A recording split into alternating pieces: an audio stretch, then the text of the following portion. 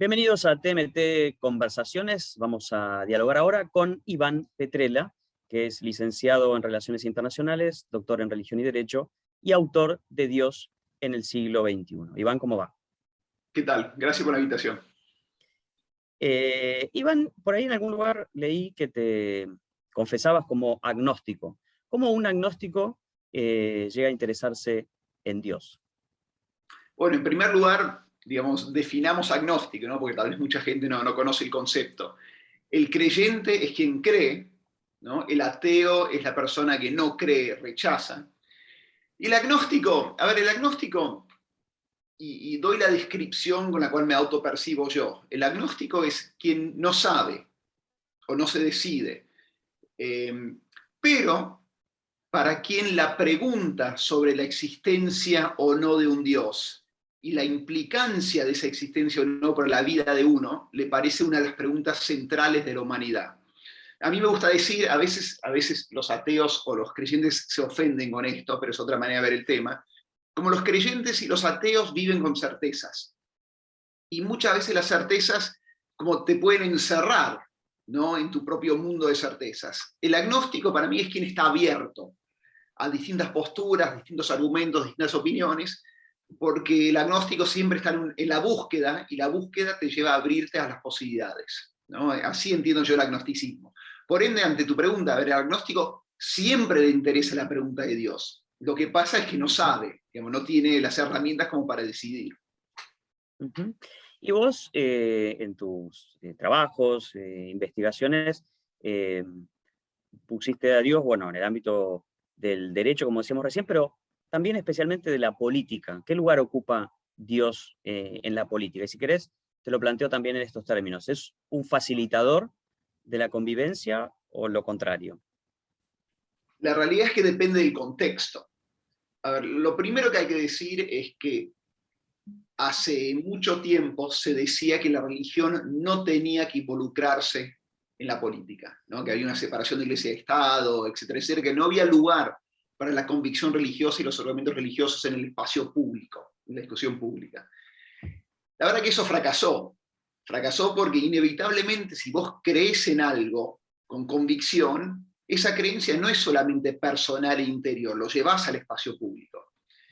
Y la verdad que en las últimas décadas hemos visto un auge de el involucramiento de la religión en lo público. A ver, el auge de los evangélicos, digamos, en distintos países de la región, en Brasil, la intervención política de los evangélicos en Argentina, la discusión por el aborto. En Estados Unidos, la derecha religiosa tiene obviamente una influencia importante en la política, en particular en el Partido Republicano. Ni hablar de lo que ocurre en distintos países musulmanes o el debate alrededor de la islamofobia, ¿no? En Europa. Yo creo que tenemos que reconocer que vivimos en un mundo religioso, ¿no? Creo que mucha gente cree que el mundo es secular. La verdad que Europa occidental es como la única parte secularizada realmente del mundo. Vivimos en un mundo donde la gente cree, y esas creencias impactan en lo público, nos guste o no. Ujú. Recién algunas pistas nos dabas. ¿Está más a la izquierda o a la derecha Dios? A ver, de nuevo, depende de tu interpretación de Dios. Y de Porque, izquierda y de derecha. no, porque a ver, porque esto es importante, ¿no? A ver, la teología, que suena como algo anacrónico, ¿no? En la era del genoma, ¿viste? De la inteligencia artificial, la verdad, teología parece ¿viste? De libros polvorientos. Pero la verdad es que la teología es central para entender el mundo hoy. ¿Por qué? Porque la teología viene antes que el bien y el mal. Una teología es, simplificando solamente un poco, una cosmovisión, como un gran cuadro que te ubica a vos en relación a otros, en relación a vos mismo, en relación al universo, para no usar la palabra Dios, ¿no? Y eso determina tus convicciones éticas. Digamos, el tipo, por ejemplo, que se revienta con un chaleco explosivo en un mercado, lo hace porque cree que está bien, no porque está mal. Su teología, su visión del mundo dice que esto es lo que Dios quiere. Por ende, dependiendo de tu teología, vos podés tener convicciones más hacia la derecha, ¿no? De nuevo, conservadores en Estados Unidos, etcétera, etcétera, o más hacia la izquierda, el Papa Francisco. Hablando del Papa, ¿ha sido un actor político relevante en América Latina, Francisco? Ya con varios años de pontificado? Me parece que ha sido un actor relevante políticamente en el mundo, no solamente en América Latina, ¿no? Creo que tenemos una tendencia a veces de reducir al Papa a su rol en la Argentina o en la región, y creo que cuando el Papa habla sobre el capitalismo, nos gusta o no lo que diga, eso es una cosa aparte, digamos, lo escucha mucha gente en el mundo. Cuando habla sobre el problema de los refugiados, lo escucha mucha gente en el mundo, ¿no? Y estos son problemas que no son solamente regionales, son problemas globales, ¿no? El Papa representa una iglesia que tiene millones y millones de seguidores en todo el mundo. O sea que creo que hay que pensarlo en cuanto a su relevancia y su rol global, y no solamente en cuanto a la región. Me refería en cuanto a la región a si han sido relevantes y han torcido de alguna manera el rumbo de los acontecimientos las intervenciones del Papa en la región, o si más bien el primer Papa latinoamericano no ha logrado de pronto ejercer una influencia mayor en esta región. O sea que tu pregunta tiene que ver con la eficacia, ¿no?, de sus Sí. intervenciones. Y mirá, eso es debatible. Por un lado, creo que hay que ver, bueno, cómo se mide eso, ¿no? Eso es una pregunta. Pero si uno mide la eficacia de un papa en relación a, por ejemplo, el crecimiento del catolicismo vis-à-vis hoy su principal rival en la región, que son los grupos evangélicos, ahí no ha sido muy eficaz.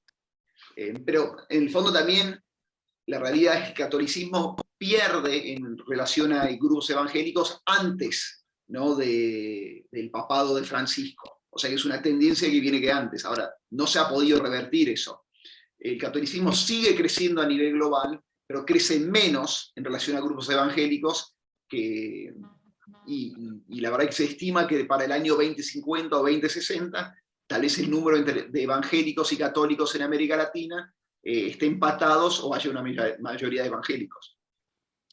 Hablábamos de la participación de Dios en la política como concepto, de las religiones, las distintas creencias, pero ¿qué hay si uno lo mira de otra manera? Si de golpe identifica rasgos religiosos en movimientos políticos, ¿no? Movimientos que de golpe reivindican ciertas ideologías, pero en su práctica, en su casi te diría liturgia, por usar una palabra que se extrapola de un ámbito al otro, tienen características religiosas.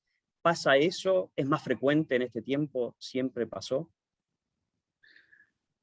Eh, a ver, no sé si tenés en mente algún movimiento en particular. Pienso en los populismos, el chavismo, por ejemplo, mismo en Argentina, el peronismo, que en algún momento sí tuvo hasta casi un santoral, ¿no? Pero en los tiempos contemporáneos me da la impresión de que podría haber movimientos políticos de características religiosas. Sí, podría ser.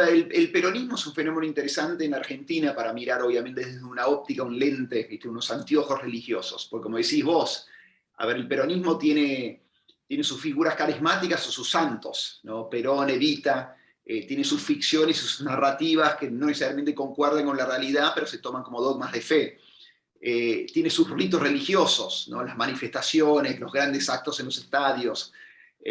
Durkheim hablaba de que la religión algo que daba era la experiencia de efervescencia colectiva, ¿no?, que también podías encontrar en partidos de fútbol o en actos masivos. Bueno, eso claramente lo tiene el peronismo. Ahora, en cuanto al populismo, una de las características del populismo, desde mi punto de vista, y bueno, y otros politólogos han hablado de esto, es la separación de la sociedad en amigos y enemigos. Eso también es algo que se encuentra en algunas religiones, dentro de lo que se llama las corrientes apocalípticas en las religiones. El apocalipticismo es una corriente de las religiones que precisamente hace eso, dividir al mundo en los, entre comillas, no, hijos del bien y los hijos del mal, ¿no? Y que solamente puede terminar ese conflicto cuando los del bien derrotan a los del mal. Hay algo de eso en la retórica populista, ¿no? Uno lo puede ver eso en el chavismo y en otras vertientes del populismo latinoamericano. Igual para mí, digamos, si uno, para pensar la política desde la religión, creo que la óptica más interesante y más práctica es el de los fundamentalismos. ¿no? Que vos ves hoy, bueno, hay obviamente fundamentalismo judío, que se ve muchas veces en el tema de los asentamientos en los territorios que según Naciones Unidas Israel ocupa ilegalmente, en fenómenos como el Estado Islámico o Al-Qaeda, y en los grupos más radicalizados en Estados Unidos de la derecha religiosa nuevamente, que literalmente creen que cuando los judíos todos vuelan a Israel, vuelve Jesús y se viene el fin del mundo, y desean eso ansiosamente y trabajan políticamente ansiosamente para que eso ocurra. Iván, en alguna visita que hice a algún país muy laico, europeo, me llamó la atención que en la educación pública tuvieran como materia teología. Y me explicaban que no era, en ese caso, un país luterano, que no era un catecismo luterano, sino que era, digamos, una materia que enfocaba en rasgos de golpe identitarios de ese país. En Argentina, o en América Latina, o en muchos países de América Latina, esa discusión es tabú, ¿no es cierto? La educación religiosa, entre comillas, en sentido amplio, después habría que precisarlo. ¿Vos cómo ves ese tema? Yo creo que hay que repensar absolutamente nuestro concepto de educación laica, ¿no? Creo que es anacrónico, poco eficaz y que es básicamente una apología de la ignorancia. ¿Por qué digo esto? Vos podés haber terminado toda tu carrera educativa, ¿no? Secundaria, primaria, incluso haber ido a la universidad y recibirte, incluso tal vez hiciste una maestría después. Y si en todo ese proceso no tuviste que leer un par de páginas de Borges o de Shakespeare, alguien tal vez te diga, che, bueno, no sé, agarrá un cuento con todo de Borges y lee, no puede ser, ¿no? Pero nadie le sorprende si terminaste toda tu trayectoria educativa y no leíste un par de páginas del Corán o los evangelios o las escrituras budistas. No, a nadie le sorprende. Permitimos una ignorancia sobre las religiones que nos parecería absolutamente ridículo en cualquier otro campo del saber, ¿no? Por alguna razón insólita. Eso por un lado. Y eso tiene consecuencias. La ignorancia sobre las religiones hace menos posible la tolerancia, hace menos posible el pluralismo. Gente muere por la ignorancia sobre las religiones. Y en el fondo va a contramano de lo que queremos para sociedades democráticas, que son sociedades abiertas, pluralistas y vibrantes. Entonces, ¿qué hay que hacer? Para mí hay que repensar la educación laica como educación en todas las religiones. Alguien debería, yo creo que chicos en la secundaria, deberían tener una materia donde aprenden sobre judaísmo, cristianismo, islam, hinduismo y budismo, para tomar por lo menos las 5, ¿viste?, principales y que la gente más toca de oído. Y eso se enseña no desde la óptica de la fe. No es que viene un rabino, un sacerdote, un imán, ¿viste?, un monje a enseñarte. Aunque eso podría tener un componente, porque también ayuda a entender desde el lado de la fe lo que ve el creyente. Pero enseñarlo desde la academia. A ver, la realidad es que la religión se tiene que enseñar con la misma mirada crítica y al mismo tiempo empática que se enseña cualquier otra disciplina del saber. Digamos, a eso tenemos que ir, porque así formamos ciudadanos, ¿no?, que entienden los puntos de vista y las prácticas de otros ciudadanos con los cuales comparten un mundo cada vez más chico. Iván, muchísimas gracias.